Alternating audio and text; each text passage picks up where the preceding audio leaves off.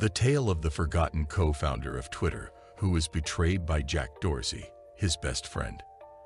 The story of Twitter is a tangled web of lies and betrayals. It all began in 2005 with a little startup called Odeo.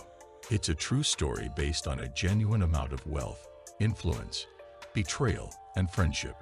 Additionally, corporate investor Adam Williams may have used bluffing to defraud investors of hundreds of millions of dollars. What is this betrayal all about? How did Twitter start? Why did this guy claim that he started Twitter? There's a lot more to know about this mysterious history of Twitter.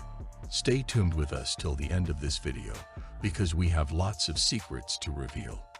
The majority of people believe that Jack Dorsey or Evan Williams are the originators of Twitter. But Odeo is exactly where it starts. Early on, Noah Glass Company was known as Odeo. In the beginning, Noah Glass developed a system that required users to dial a number, after which the service would convert their voicemail into an online hosted MP3 message. Later, this idea for a voicemail system evolved into a podcasting platform named Odeo. Evan Williams, a former Google employee who was Noah's friend and neighbor, was one of the company's first investors. Recently, Evan sold his business, Blogger, to Google and made a ton of money. Odeo transferred from Noah's apartment to Williams' previous residence. Odeo then moved into an office and began hiring more personnel, among them a quiet, on-again, off-again employee. Jack Dorsey, a 29-year-old web designer, was reserved due to his childhood struggles with a speech impediment. Odeo had a product by July 2005, a podcasting platform. By this time, Evan Williams was one of the 14 full-time employees at Odeo.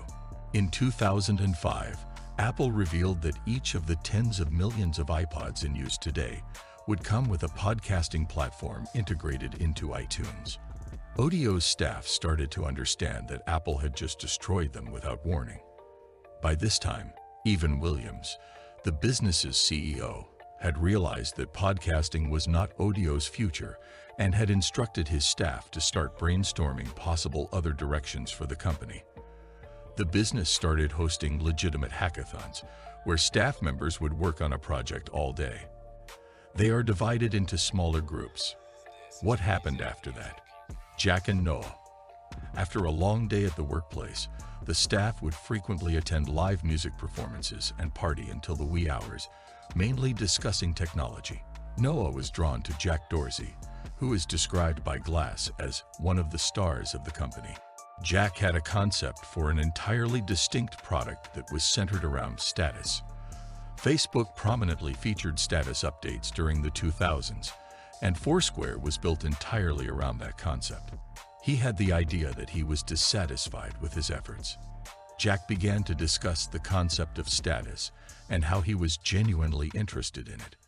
"I was trying to figure out what it was he found compelling about it," says Glass. The next part of Noah's story has him and Jack talking in his car after a night of drinking. In the early morning hours, it was raining. Jack stated that he wanted to completely leave the software industry and pursue a career as a fashion designer. Jack was encouraged by Noah to elaborate on his status concept after he was taken aback by it.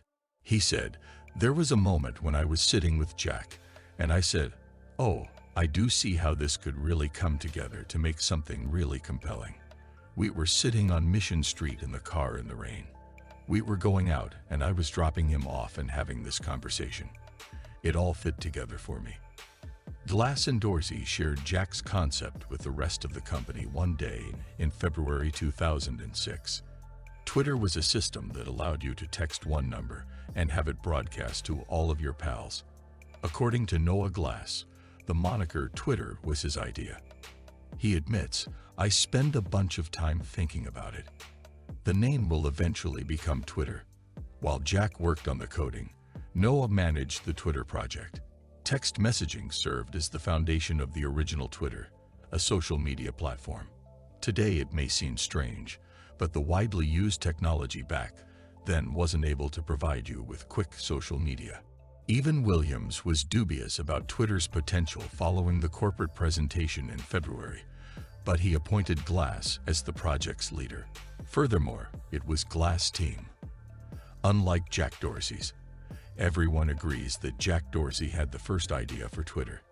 Years before he joined Odeo, Dorsey even created designs of what appears to be Twitter, and Jack was undoubtedly a key member of the Twitter team.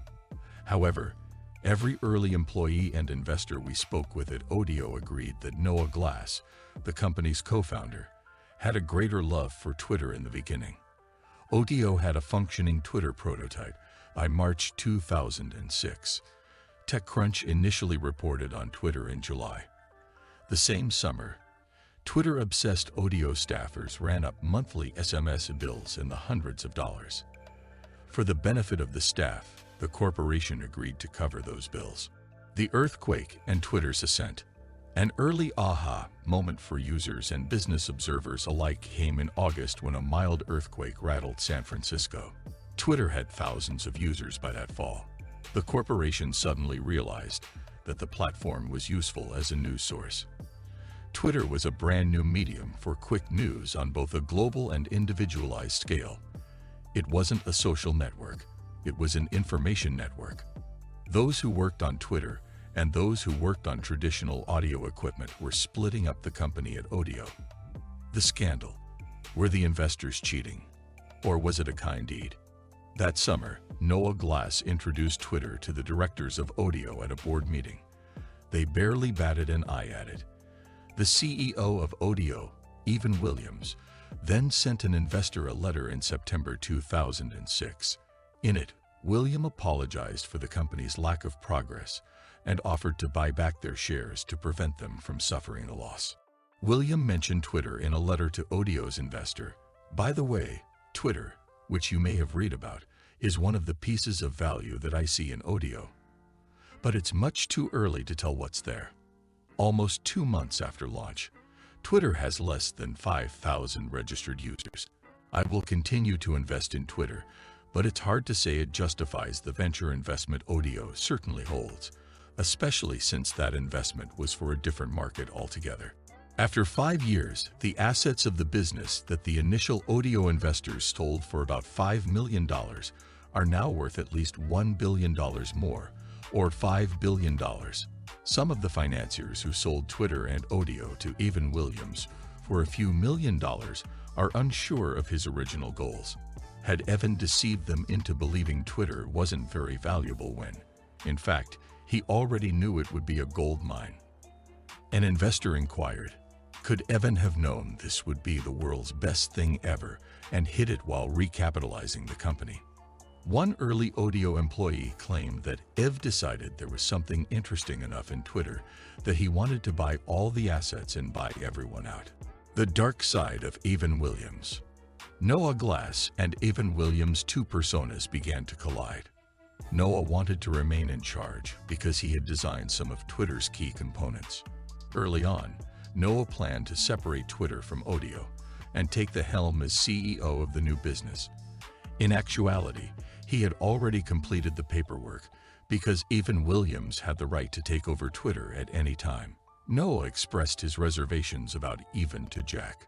Jack expressed sympathy and assurance that everything would be fine. The betrayal. Evan once invited Noah to go for a walk with him, and it was during this time that Noah's worst nightmares came true. Evan informed Noah of his termination. All was not as it seemed, however, since Jack Dorsey, whom everyone was familiar with and assumed to be a friend, was, in fact, the one who pushed Noah out. Recently, Jack and Evan Williams held a meeting during which Jack threatened to resign if Noah wasn't fired, oblivious to Jack's actions behind his back. Later that evening, Noah and Jack would meet at a bar. Noah would stay up all night drinking when he was defeated. Noah once informed Jack that he had been let go. As the evening drew to a conclusion, Jack pretended to be confused and accused Evan. As he walked home, Noah gave his pal a hug. Evan moved into the chairman role at Twitter, and Jack shortly took over as CEO. How Noah felt is described here. I felt betrayed by my friends, by my company, by these people around me I trusted and that I had worked hard to create something with. I was a little shell-shocked. I was like, wait, What's the value in building these relationships if this is the result? So I spent a lot of time by myself and working on things alone. Why did this startle you so much? Probably because everyone agreed that Twitter would not have been formed without Glass, from staff to more active investors. The real founders of Twitter, according to audio engineer Evan Henshaw-Plath, are Glass, Dorsey, and Florian Webb. Since we have come to the end of this video, let us know in the comments section below how you felt about the shocking truth. Also, if you enjoyed this video, make sure to like, share, and subscribe to our channel and hit the notification bell icon for more updates. Thanks for watching.